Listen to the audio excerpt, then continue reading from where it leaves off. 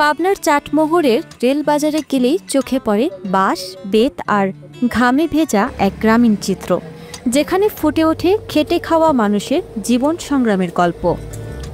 প্রযুক্তি আর আধুনিকতার এই যুগে দাঁড়িয়েও গ্রামীণ ঐতিহ্যকে টিকিয়ে রাখার আপ্রাণ চেষ্টা শত শত মানুষের।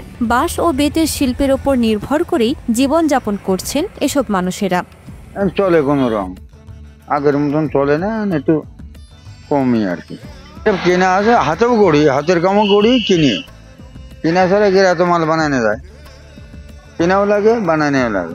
প্রাকৃতিক উপাদানে হাতে গড়া এই শিল্প টিকিয়ে রেখেছে স্থানীয় সংস্কৃতি আর বাঁচিয়ে রেখেছে বহু পরিবারকে।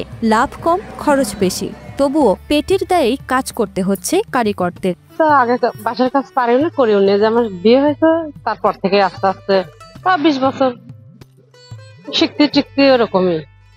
তুলতে পারি না, আমার স্বামী যদি তুলে দেয় তাহলে আমি হাতে কাজ করি। এই পেশার সাথে প্রায় 20-25 বছর ধরে জড়িত আছে।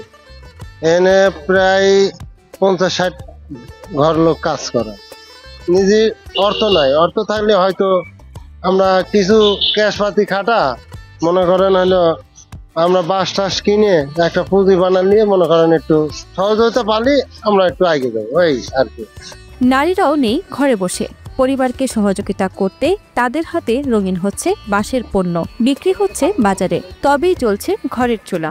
আমার বাপদা এটা সম্পত্তি, আমি বাঁশের ব্যবসা করেছি, এই জিনিসপাতি বেশি, এখন ধরেন বাড়িতে বসে থাকি, এইভাবে খাই। ব্যবসায়ীরা বলছেন দামের ঊর্ধ্বগতি, কাঁচামালের অভাব এবং আধুনিক যন্ত্রপাতির অভাবে এই শিল্প যেন থুকছে।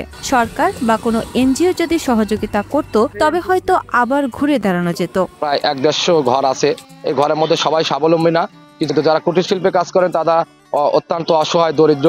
আমি মনে করি যে আমি এই গ্রামের মানুষ হিসাবে, এলাকার সন্তান হিসাবে এই কুটির শিল্পের মাধ্যমে যারা এই কুটির শিল্পকে এগিয়ে নিয়ে যাচ্ছে, আমাদের এই কুটির শিল্পকে এগিয়ে নিয়ে যাচ্ছে, সরকারে যদি কোনো অনুদান বা কোনো বিষয় পায় তাহলে আমি মনে করি যে কুটির শিল্প আরো বাংলাদেশে একটি বিস্তার লাভ করবে এবং এই কুটির শিল্পের মাধ্যমে তাদের সংসার পরিচালনা করার ক্ষেত্রে, ছেলে সন্তান মানুষ করার ক্ষেত্রে তারা উন্নতি লাভ করবে বলে আমি মনে করি।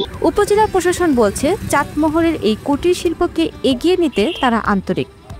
ক্ষুদ্র কুটির শিল্প বিকাশে ও আধুনিকায়নের লক্ষ্যে সরকারের বেশ কয়েকটি দপ্তর উপজেলা পর্যায়ে কাজ করছে। চলতি অর্থ বছরের প্রশিক্ষণ কর্মসূচিতে বাঁশ ও বেত শিল্পের সাথে যাদের জীবিকা জড়িত তাদেরকে প্রশিক্ষণের আওতায় আনার উদ্যোগ গ্রহণ করা হবে।